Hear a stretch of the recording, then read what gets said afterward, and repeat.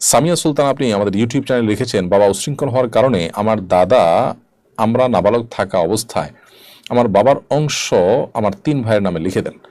ফলে আমরা 3 বোন সকল সম্পত্তি থেকে বঞ্চিত হই। শরীর দৃষ্টিকোণ থেকে আমরা আমাদের ভাইদের কোনো সম্পদ পাবো কিনা, যদি পাওনা থাকা সত্ত্বেও তারা না দেয়, আখিরাতের জন্য দায়ী থাকবো কিনা। আপনার দাদা আপনার বাবার সম্পদ বন্টন করে দিয়েছেন, এখানে মানেটা কি?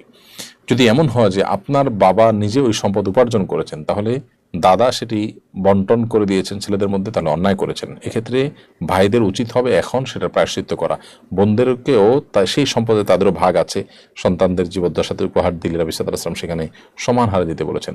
সেই হিসাবে বোনদের অধিকারটা ভাইরা সময় মিলে ফেরত দিতে হবে, নাহলে তারা গুনাহগার হবে। এটা হলো বাবার নিজের উপার্জিত সম্পদ যদি দাদায় বন্টন করে দেন নাতিদের মধ্যে, অর্থাৎ উদ্যোগ নিয়ে তিনি কাজটা করেছেন, সম্পদটা মূলত বাবার। আর যদি সম্পদটা দাদার হয়, যে আপনার বাবা আপনার দাদার মৃত্যুর পর এটার মালিক হতো, তারপরে তার মৃত্যুর পর আপনারা মালিক হতেন, এখন জীবদ্দশাতে আপনার দাদা যদি আপনাদেরকে দিয়ে দেয়, তাহলে সেটা কিন্তু জায়েজ আছে।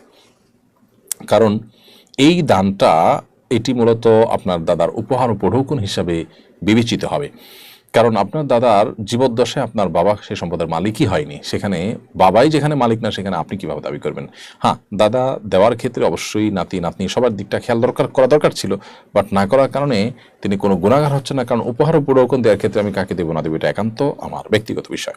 তারপরও এখানে মেয়েদের দিকটা খেয়াল করা দাদার কর্তব্য ছিল। এখন ভাইরা তারা এরকম পরিস্থিতি হলে তাদের উচিত হবে নৈতিকতার জায়গা থেকে বোনদেরকে সাধ্য অনুযায়ী সেবা করা বা এই সম্পদ থেকে তাদেরকে কিছু হলেও দেওয়া। এটি ভাইদের নৈতিক দায়িত্ব, কিন্তু শরিয়া তাদেরকে বাধ্য করে না, কারণ এটা দাদা তাদেরকে উপহার দিয়েছেন। বিষয়টা একটু সূক্ষ্ম এবং কিছুটা পার্থক্য আছে।